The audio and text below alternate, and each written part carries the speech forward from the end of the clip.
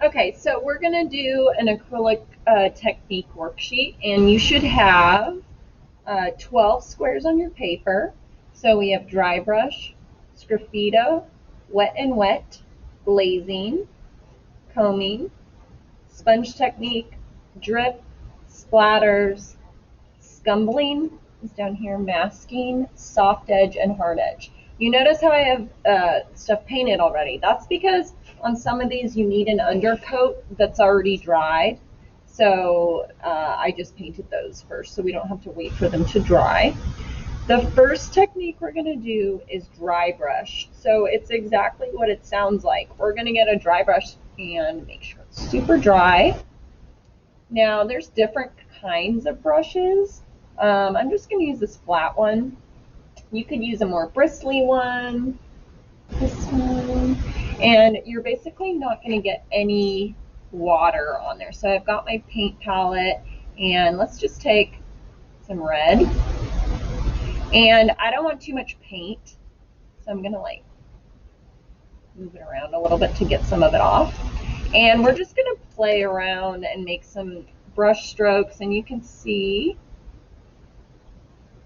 what dry brush looks like. So let's use a different brush.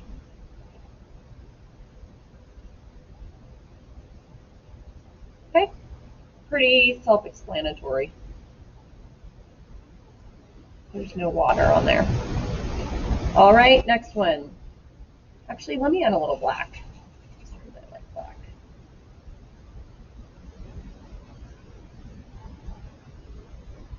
Okay, so no water.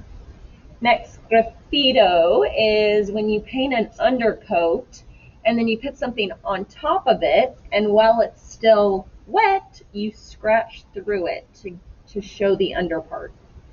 So let's do blue on top of this, and I can put it down kind of chunky. I'm just going to paint all over it.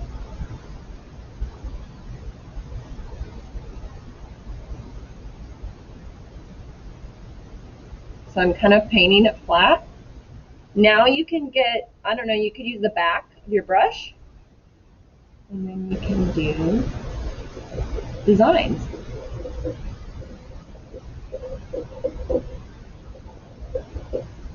Kind of cool. Easy. Next one, wet and wet. This is when you get your paper wet. So you have a wet surface and then you drop wet paint in. So what does that mean? We need to wet our paint a little bit. So I can create a little bit of a puddle. I'll create a puddle of red. I'll add a little bit of water. And then I can create a puddle of blue. So it's watered down. So I'm going to clean up my brush. And I'm going to paint some water. And I want it enough so that the paint will move around. And then let's just see what happens. We're going to drop the wet acrylic in there, and it can move around. Maybe I should make a light blue. Let's see what happens with white.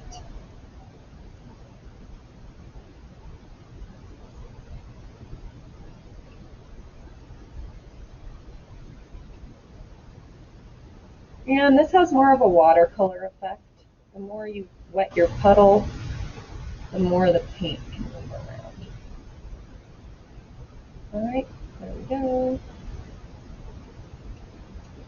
Okay, the next one is glazing, which means you put an undercoat and then you let it dry, and then the top layers are a little see-through. So let's use red. I'm not going to necessarily dilute it. Well, I can dilute it a little with water. And then we're just going to go over it. See how you can still see the blue through it.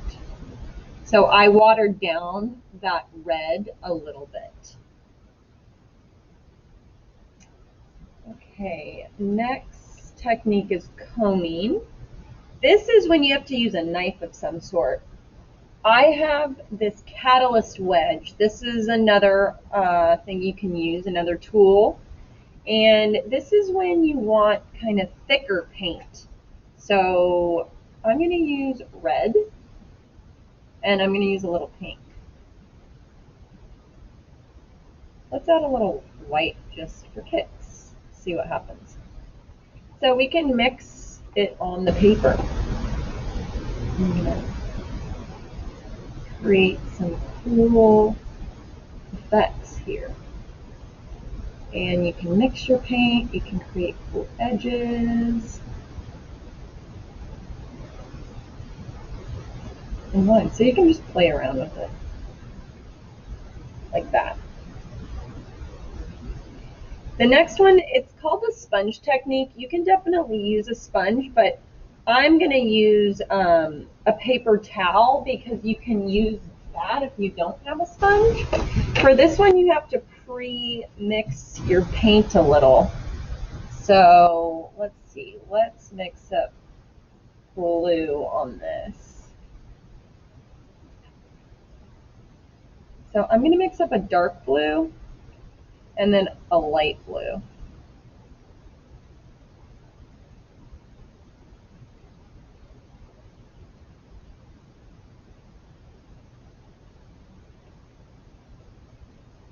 And we're going to use the paper towel actually to put it on the paper.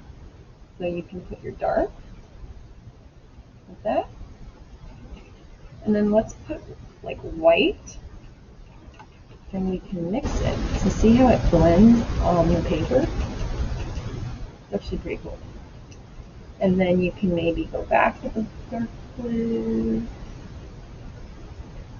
and go back and forth. Okay, so the paper towel can work just as well as the sponge. So I'm actually doing a value scale right there. Okay, drip. You want to water down your paint. So I'm going to get watery red, and let's do a watery pink. This one, you've got to hold the paper because you need to let it move. So I'm going to take my really watery red, and I'm going to use a round brush. And then I can add my pink.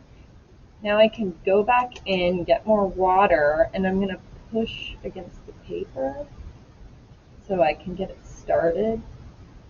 And then I can kind of tap the paper so the drips start. You might want to be careful and not let it go too far.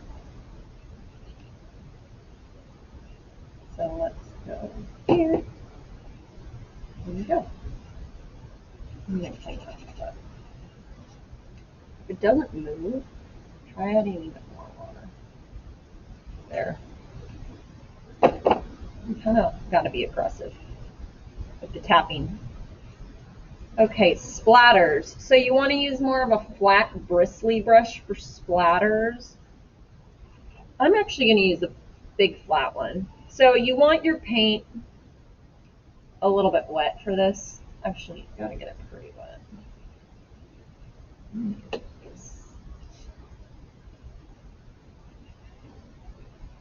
And, you know, I'm going to get it pretty wet, maybe add a little bit more water. And then you hold your brush towards the paper and you flick it. So you got to kind of get a lot of paint on here. Let's see how the other brush works now.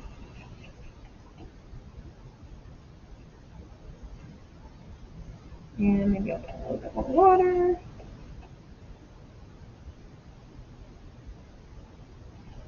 Even more water.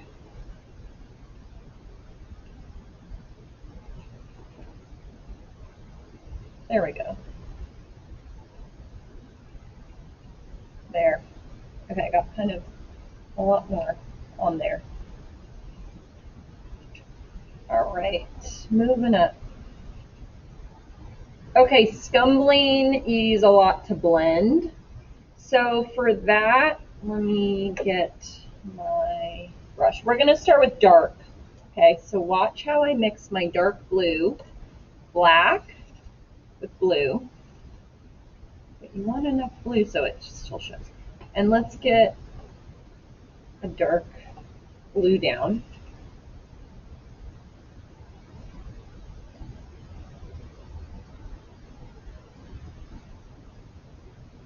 And you actually want to let that dry for a minute.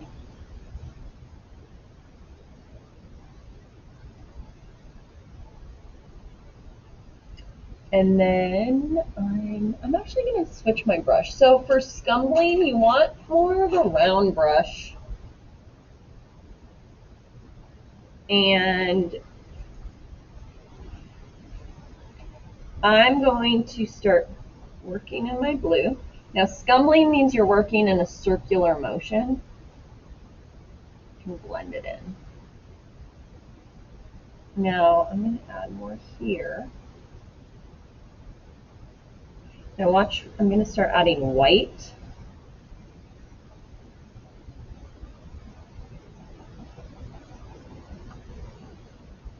And more white. And it's really a way how to blend on your paper. See how I didn't mix this on my palette first? I added direct white onto it. And now I'm blending it on it. So I could do the same with the blue and the black. So, you know, blend that blue right into the black on the paper. I really like this technique.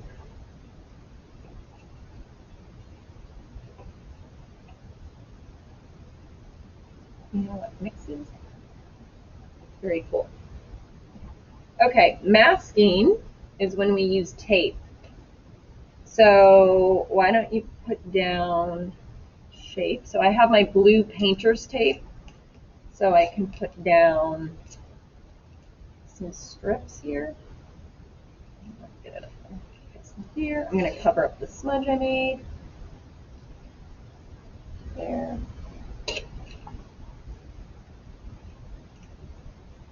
And then here.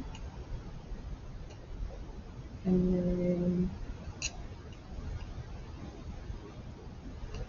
here. Okay.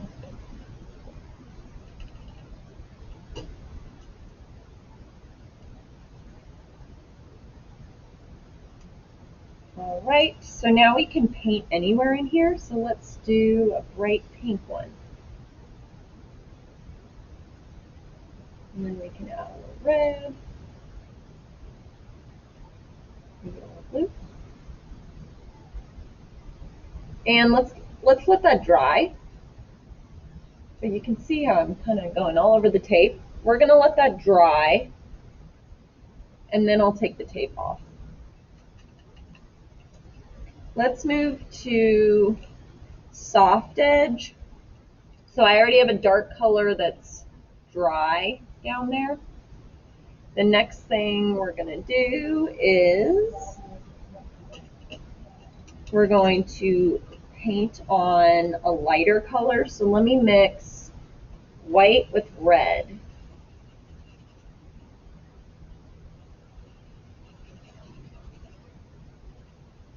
And you're going to want this to be kind of a dry brush. So more paint. So you paint your color.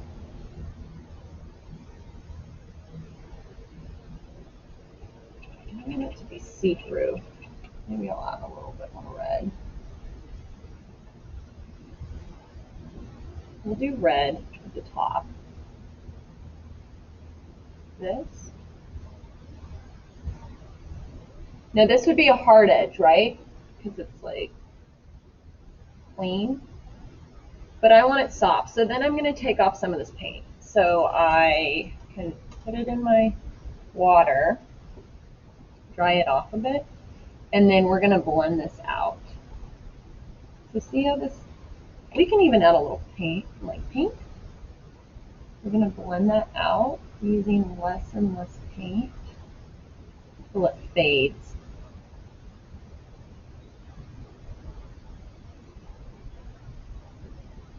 See how it's a soft edge?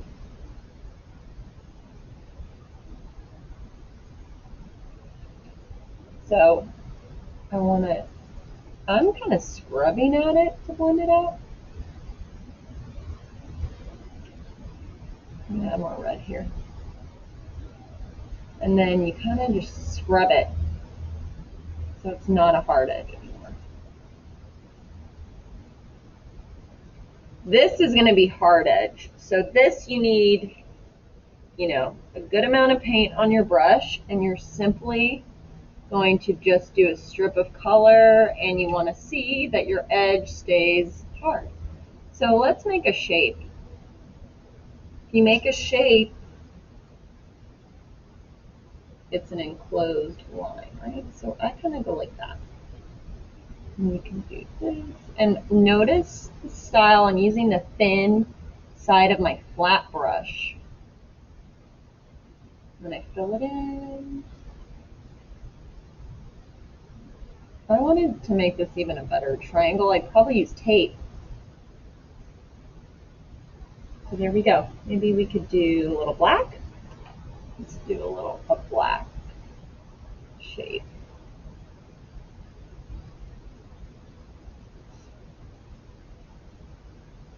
See, this isn't perfect because it's kind of got a round edge, this brush. So I'd use tape if I wanted it to be a perfect rectangle or shape. See, because the ends are rounded. But that's a flat edge. All right, let's move back and take this tape off and see how clean the edges should be. So this is still a little wet, but it should be pretty clean. And painter's tape should come off pretty easy.